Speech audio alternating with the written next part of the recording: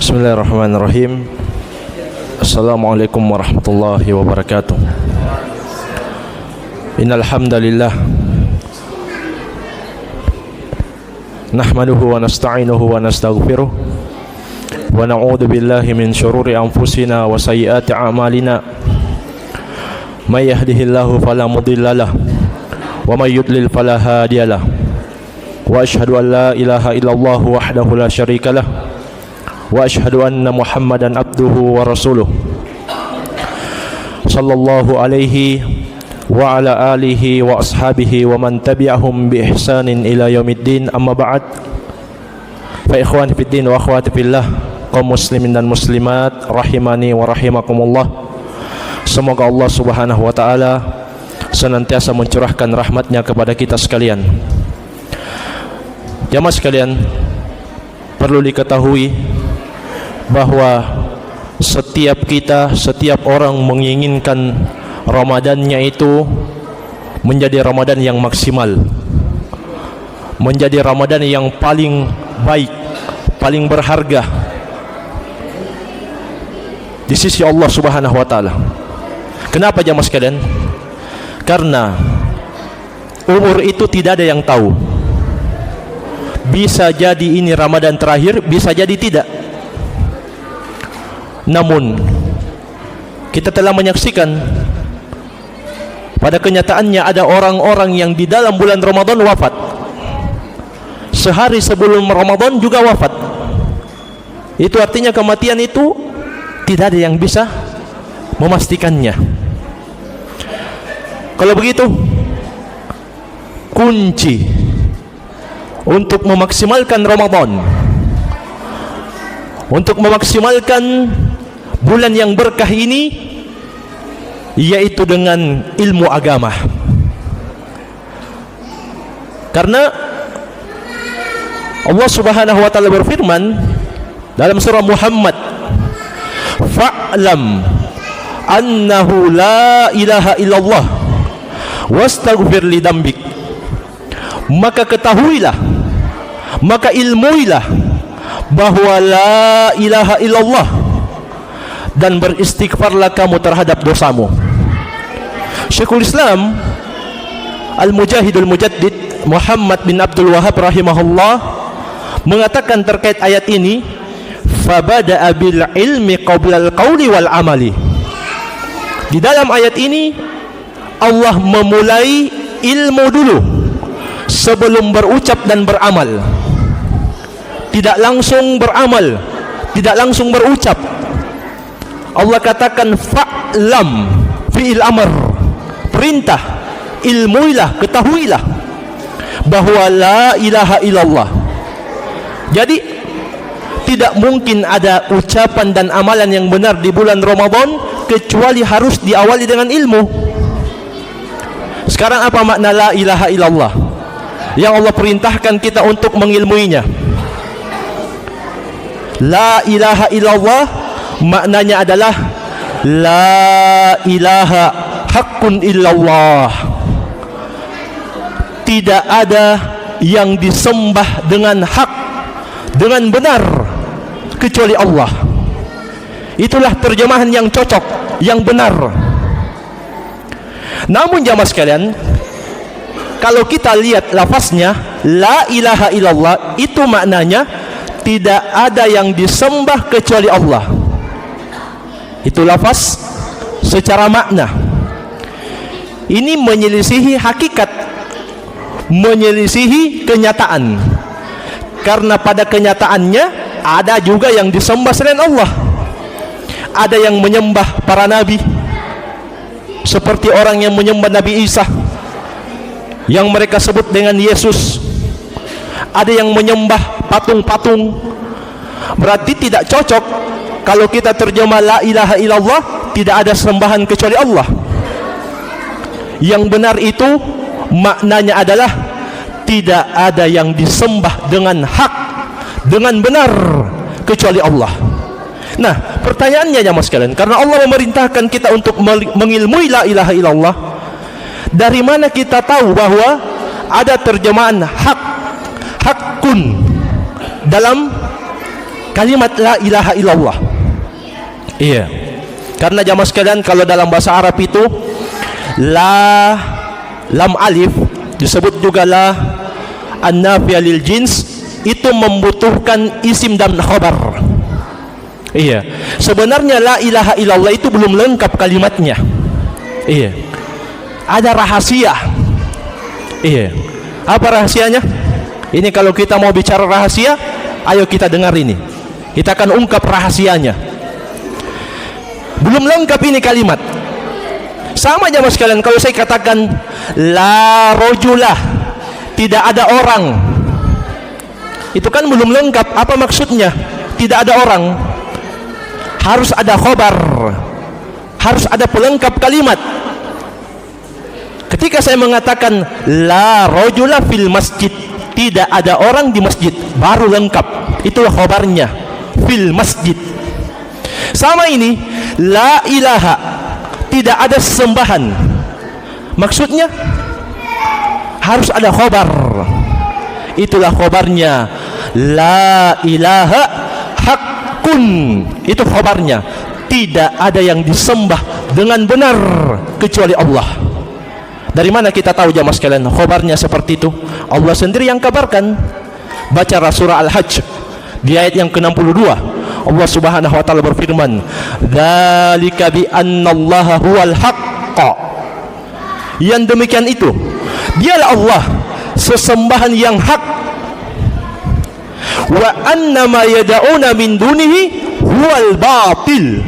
Dan semua yang mereka sembah selain Allah adalah sesembahan yang batil, salah, tidak benar.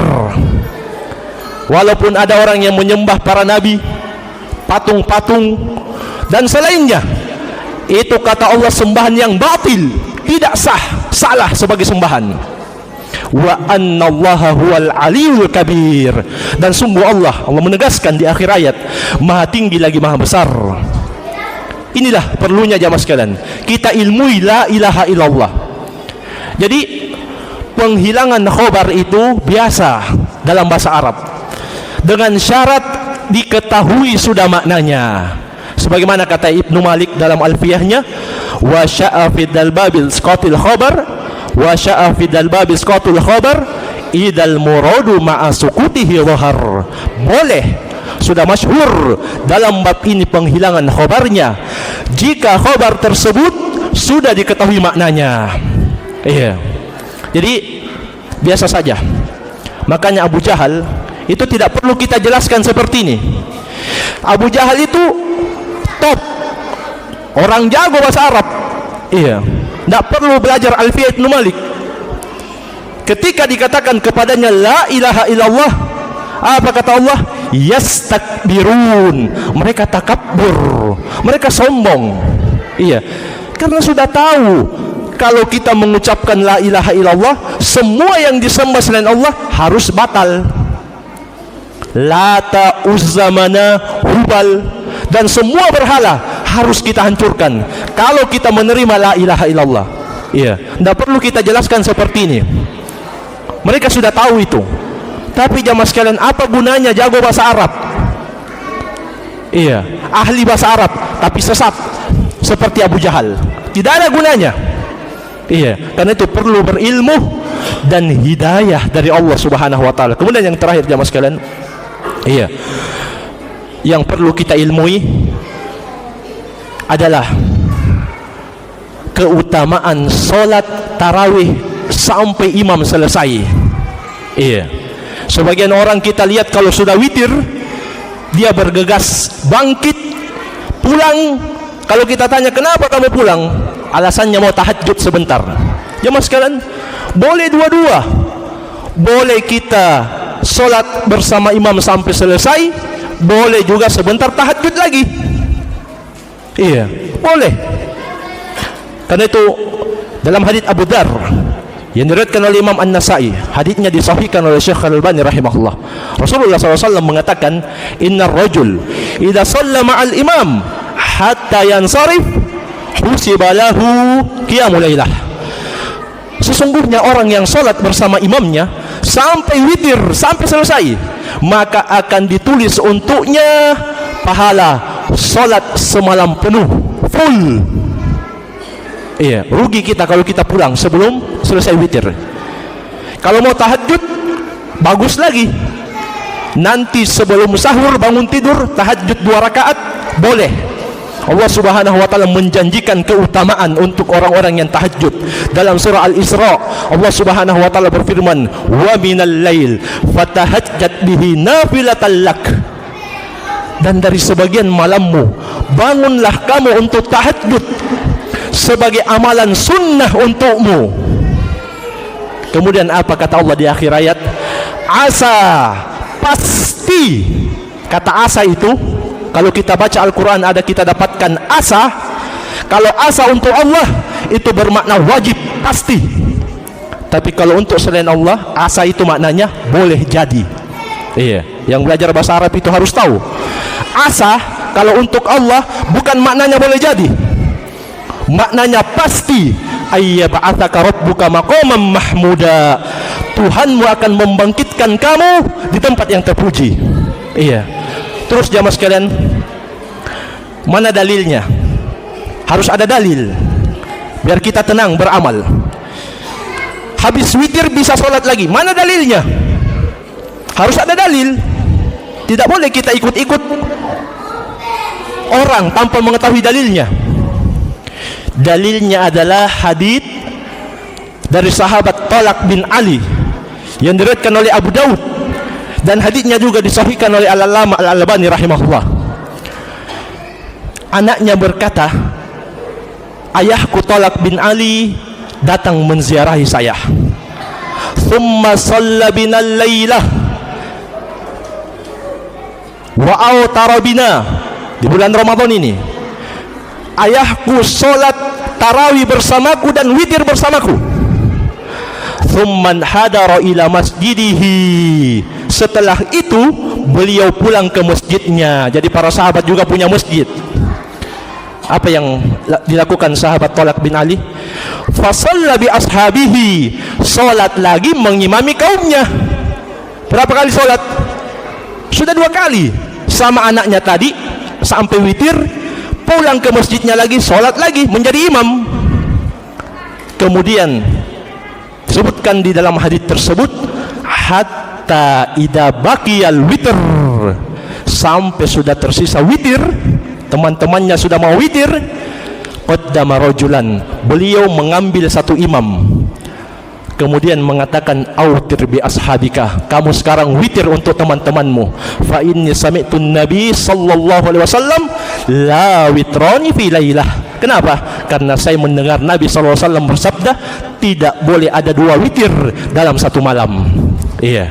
Jadi Talak bin Ali sholat lagi, tapi tidak witir lagi karena sudah tadi witir sama anaknya. Jadi orang yang mau tahajud boleh, tapi tidak boleh witir lagi. Ini juga pendapat yang disebutkan oleh Syekh Al-Allamah Ibnu Baz rahimahullahu taala, mufti Saudi ketika itu, ketua Lajnah Daimah. Ini yang beliau kuatkan.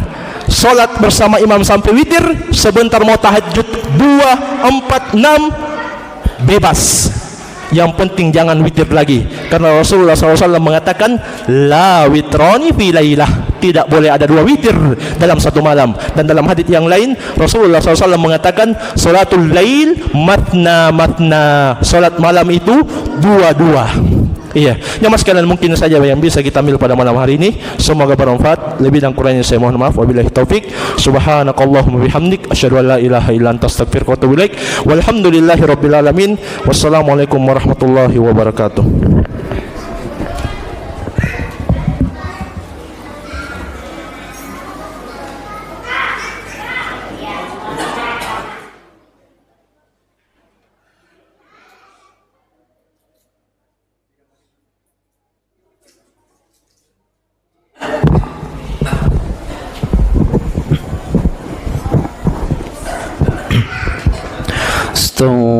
Istaqimu wa'tadilu, sawu sufufakum, lurus dan rapatkan saf, isi saf-saf yang masih kosong demi kesempurnaan salat kita.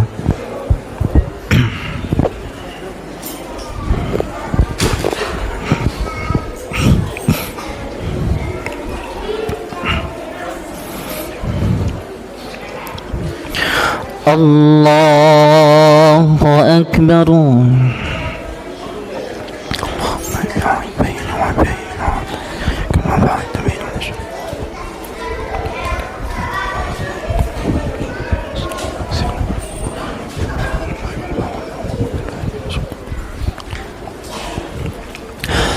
الحمد لله رب العالمين الرحمن الرحيم مالك يوم الدين إياك نعبد وإياك نستعين اهدنا الصراط المستقيم صراط الذين أنعمت عليهم غير المغضوب عليهم ولا الضالين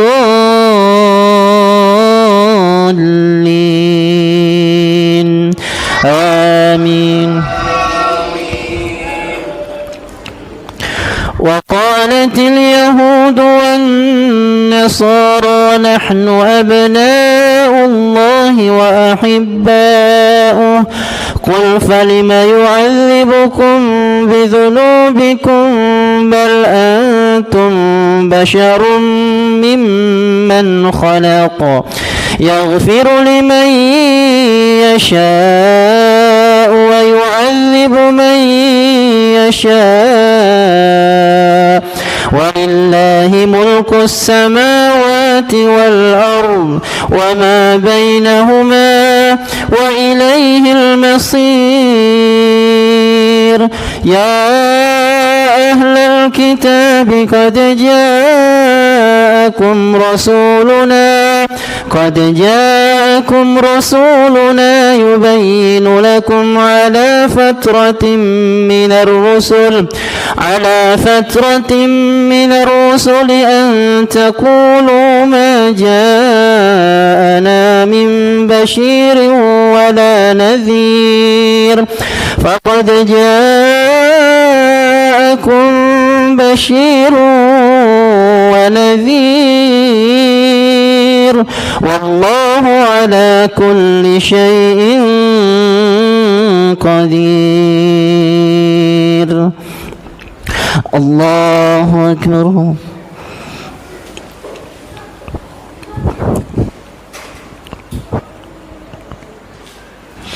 سمع الله لمن حمده.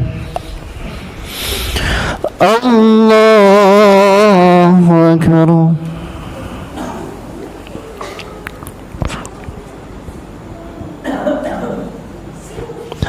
الله أكبر.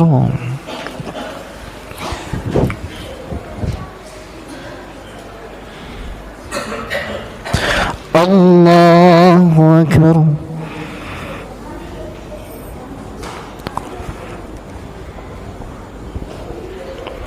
الله أكبر.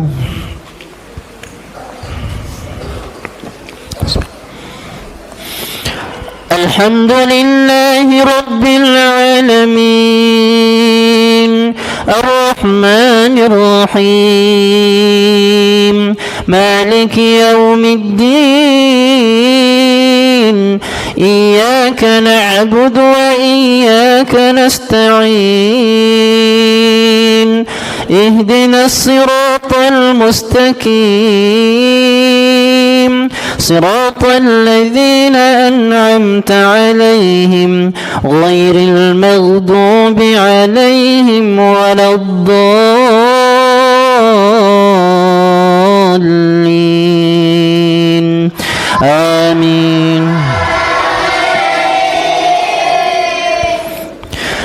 وإذ قال موسى لقومه يا قوم اذكروا نعمة الله عليكم إذ جعل فيكم أنبياء وجعلكم ملوكا وآتاكم ما لم يؤت أحدا من العالمين يا قوم ادخلوا الأرض المقدسة التي كتب الله لكم ولا ترتدوا على أدباركم فتنقلبوا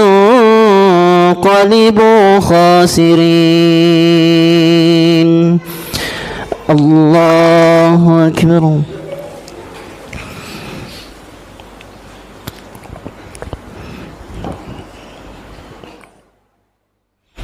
سمع الله لمن حمده. الله أكبر.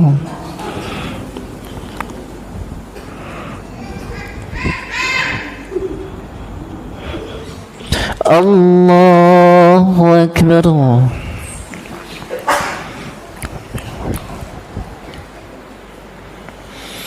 الله أكبر.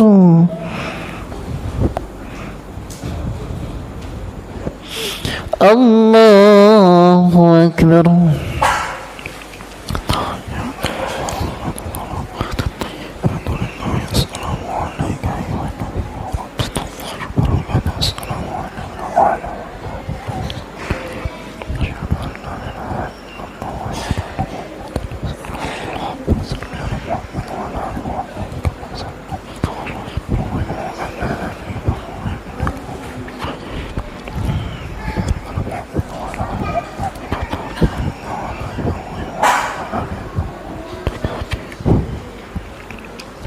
السلام عليكم ورحمة الله.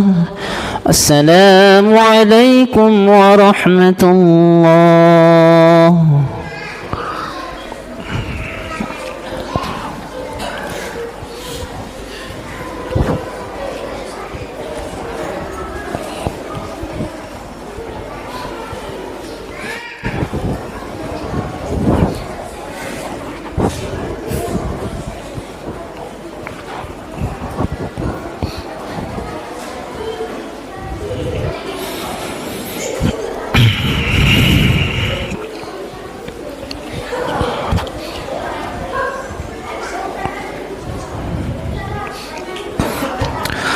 الله أكبر.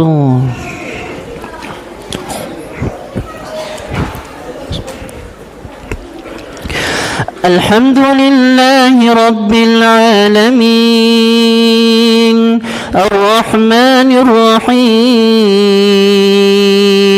مالك يوم الدين إياك نعبد وإياك نستعين اهدنا الصراط المستقيم صراط الذين أنعمت عليهم غير المغضوب عليهم ولا الضالين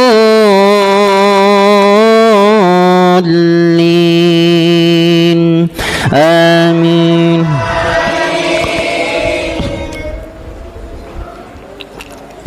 قالوا يا موسى إن فيها قوما جبارين وإنا لن ندخلها حتى يخرجوا منها فإن يخرجوا منها فإنا داخلون.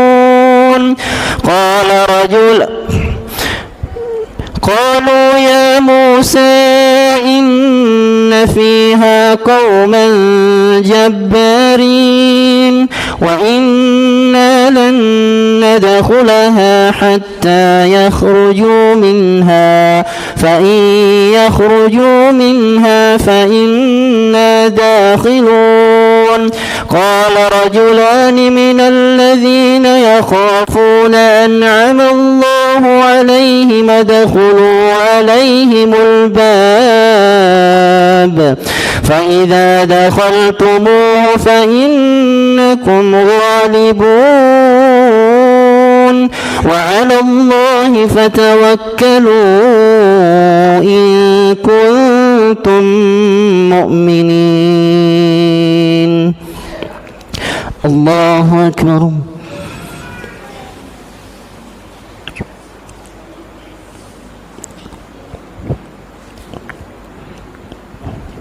سمع الله لمن حمده الله أكبر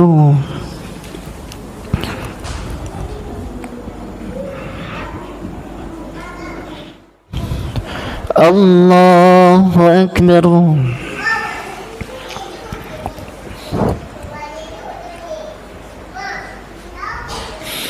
الله أكبر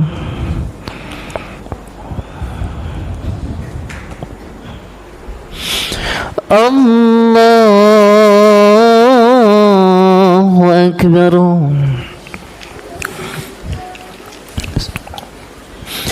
الحمد لله رب العالمين الرحمن الرحيم مالك يوم الدين إياك نعبد وإياك نستعين اهدنا الصراط المستقيم صراط الذين أنعمت عليهم غير المغضوب عليهم ولا الضالين آمين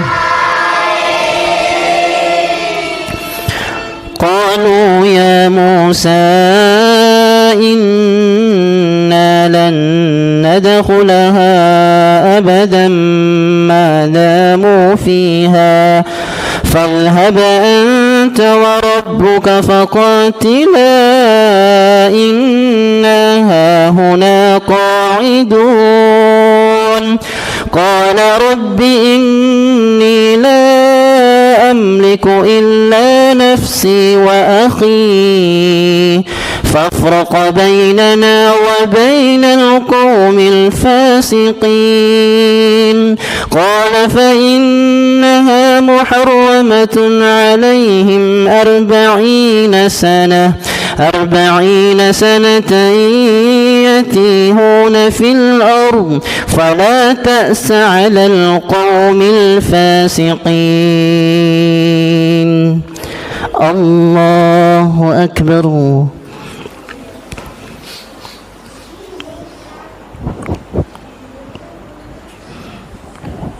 سمع الله لمن حمده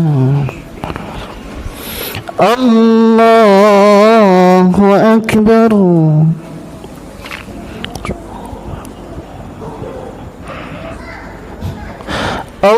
الله أكبر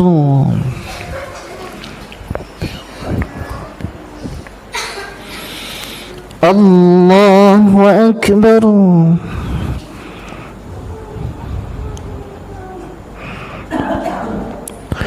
الله أكبر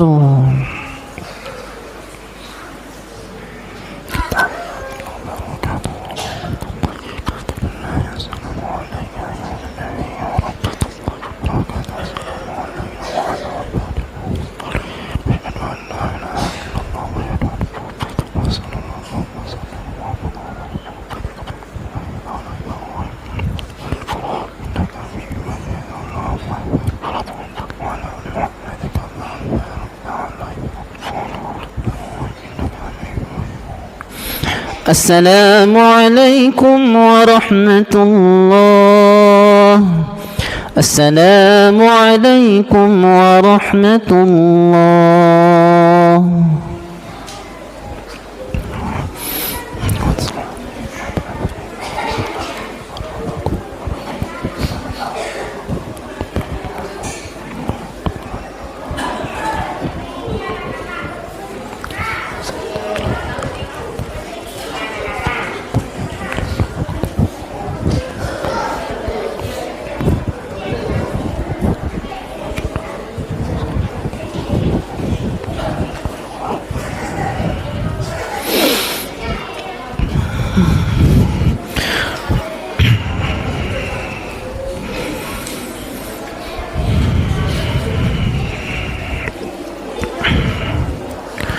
الله أكبر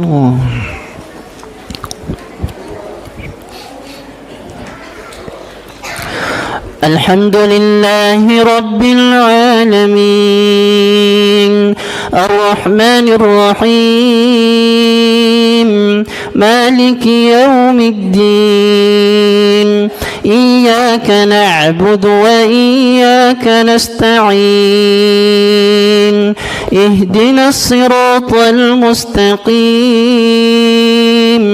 صراط الذين أنعمت عليهم غير المغضوب عليهم ولا الضالين آمين.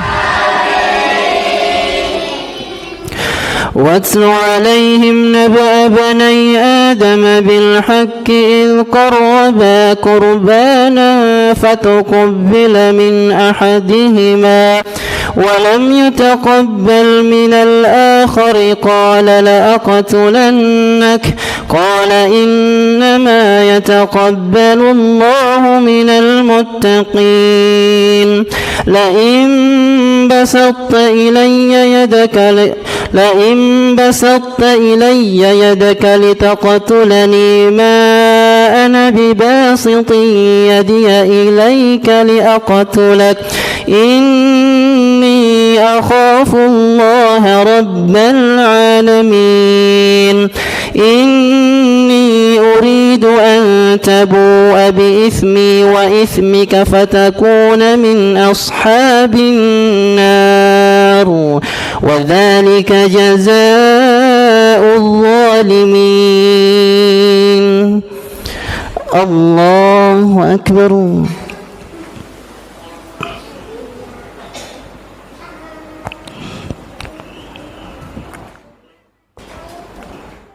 سمع الله لمن حمده. الله أكبر.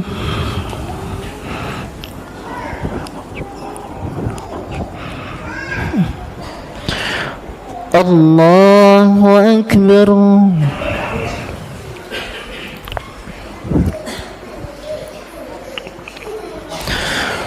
الله أكبر.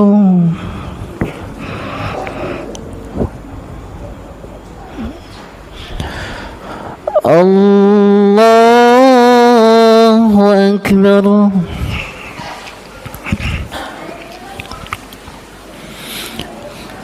الحمد لله رب العالمين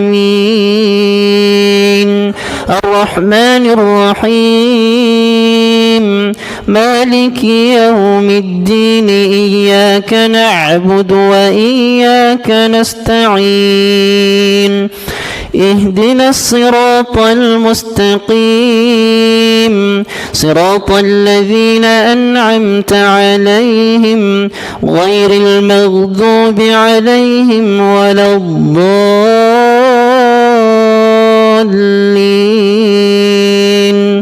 آمين. فطوعت له نفسه قتل أخيه فقتله فأصبح من الخاسرين. فبعث الله غرابا يبحث في الأرض ليريه كيف يواري سوءة أخيه قال يا ويلتى أعجزت أن أكون مثل هذا الغراب فأواري سوءة أخي فأصبح من النادمين. الله أكبر.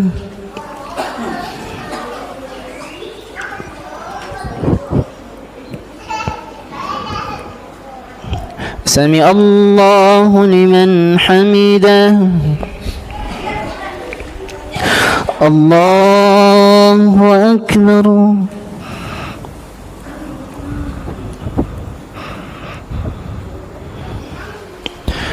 الله أكبر.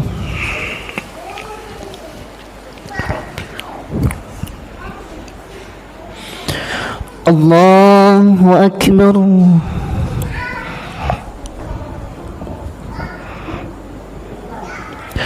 الله أكبر.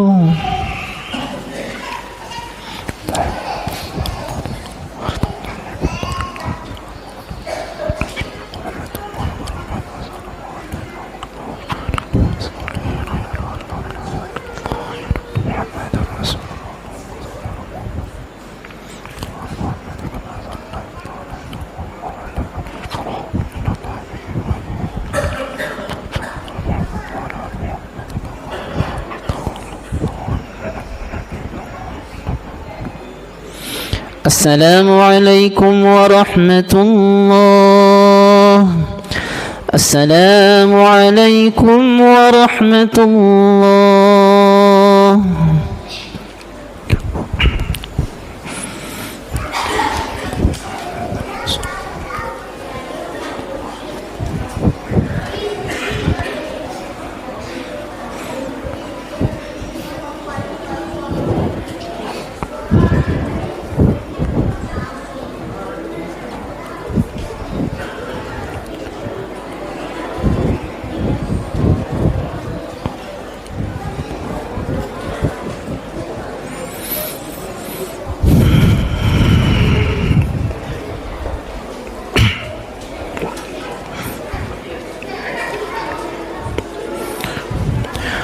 الله أكبر.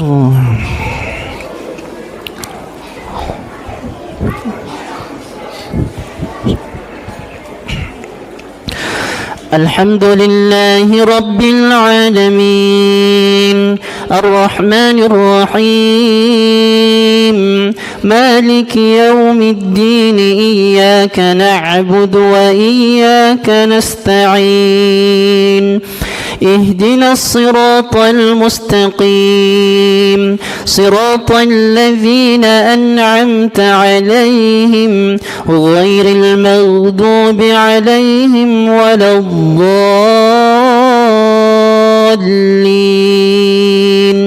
آمين. من أجل ذلك كتبنا على بني إسرائيل أنه من قتل نفسا بغير نفس أو فساد في الأرض فكأنما قتل الناس جميعا ومن أحياها فكأنما أحيا الناس جميعا ولقد جاءتهم رسلنا بالبينات ثم إن كثيرا منهم بعد ذلك في الأرض لمسرفون. الله أكبر.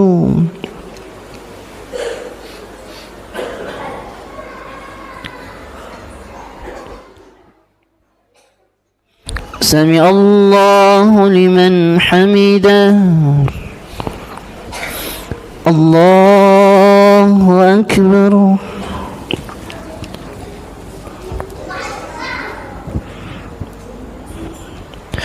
الله أكبر.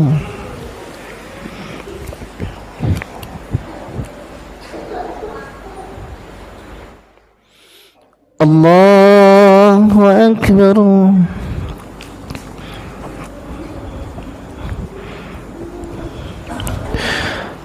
الله أكبر.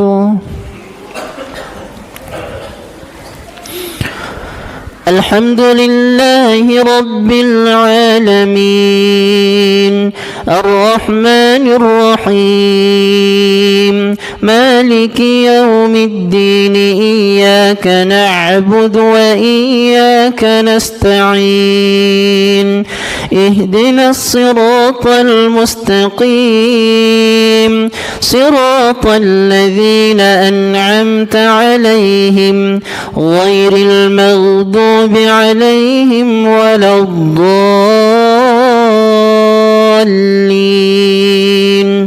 آمين. إنما جزاء الذين يحاربون الله ورسوله ويسعون في الأرض فسادا أن يقتلوا أو يصلبوا أو تقطع أيديهم وأرجلهم من خلاف أو ينفوا من الأرض ذلك لهم خزي في الدنيا ولهم في الآخرة عذاب عظيم. الله أكبر.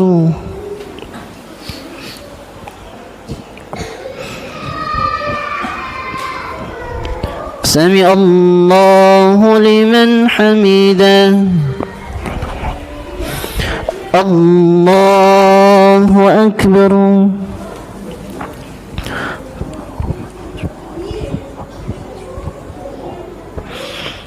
الله أكبر.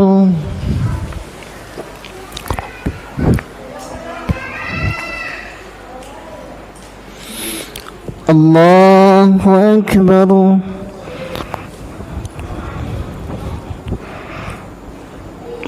الله أكبر.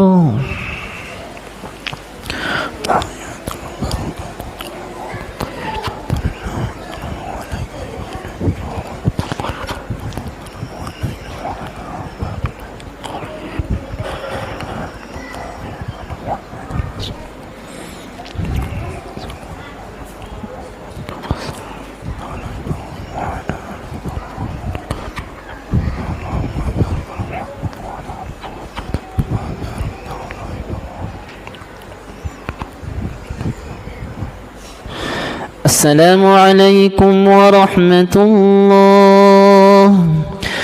السلام عليكم ورحمة الله.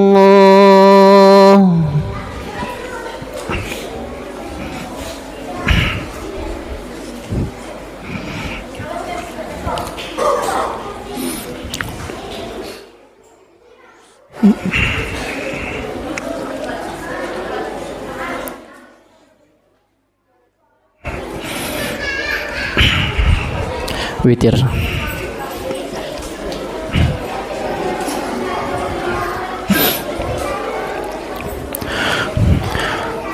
الله أكبر.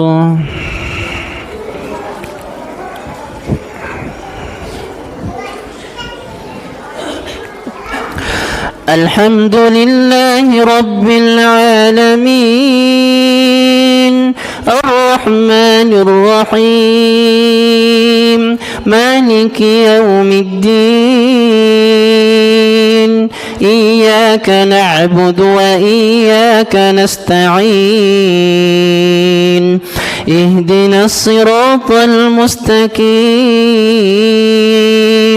صراط الذين أنعمت عليهم غير المغضوب عليهم ولا الضالين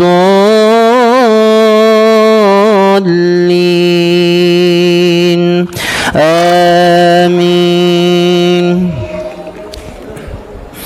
سبح اسم ربك الأعلى الذي خلق فسوى والذي قدر فهدى والذي أخرج المرعى فجعله غثاء أحوى سنقرئك فلا تنسى إلا ما شاء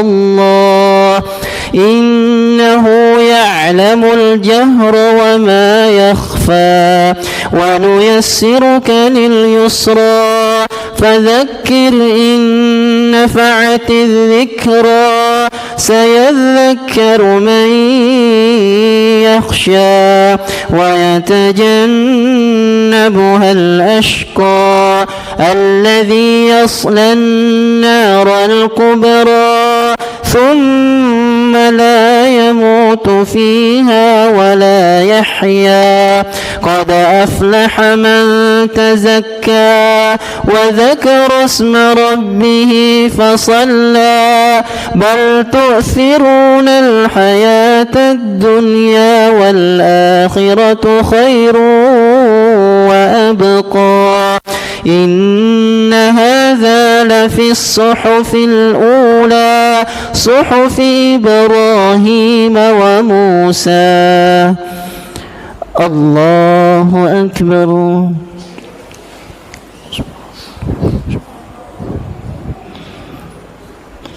سمع الله لمن حمده. الله أكبر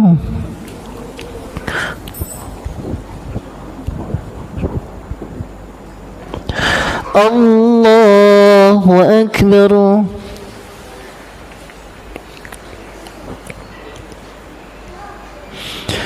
الله أكبر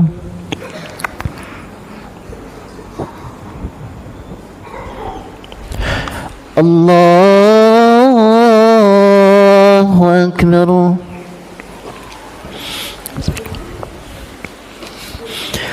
الحمد لله رب العالمين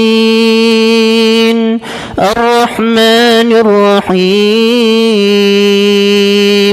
مالك يوم الدين إياك نعبد وإياك نستعين اهدنا الصراط المستقيم صراط الذين أنعمت عليهم غير المغضوب عليهم ولا الضالين آمين قل يا أيها الكافرون لا أعبد ما تعبدون ولا أنتم عابدون ما أعبد ولا أنا عابد ما عبدتم ولا أنتم عابدون ما أعبد لكم دينكم ولي دين الله أكبر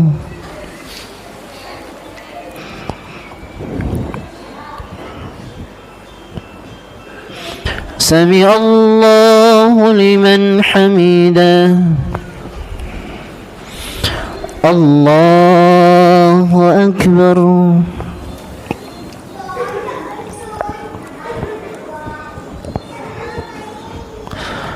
الله أكبر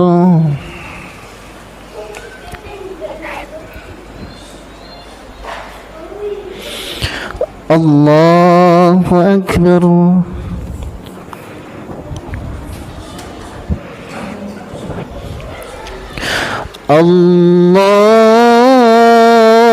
الله أكبر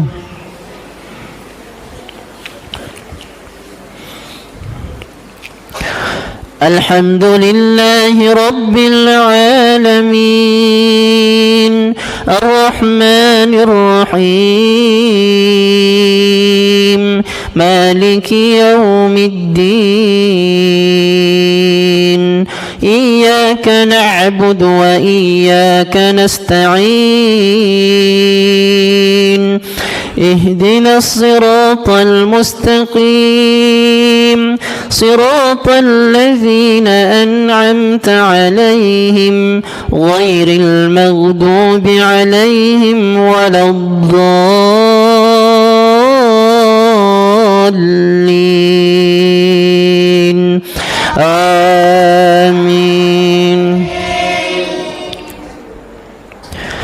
قل هو الله أحد الله الصمد لم يلد ولم يولد ولم يكن له كفوا أحد الله أكبر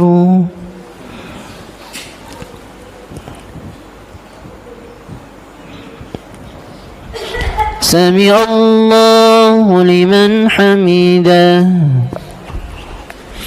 الله أكبر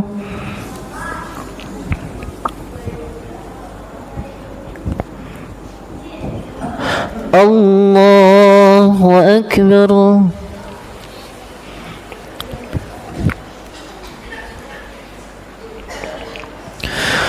الله أكبر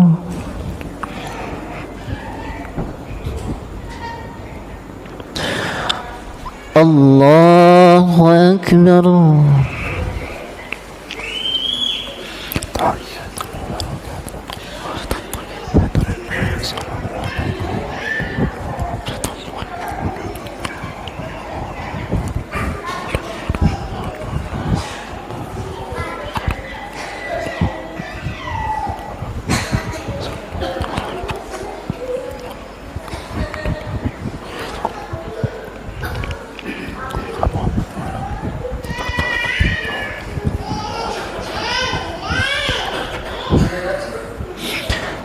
السلام عليكم ورحمة الله السلام عليكم ورحمة الله